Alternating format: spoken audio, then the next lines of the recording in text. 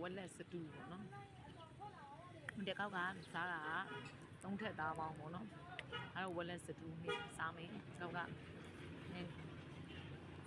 ညနေ6နာရီရှိပြီအဲ့တော့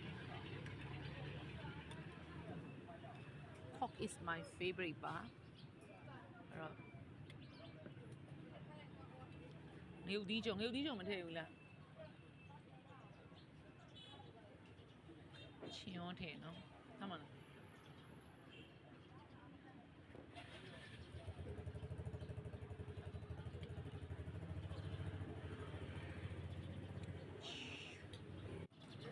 ျွန်တော်မေးပါအဲ့လိုရ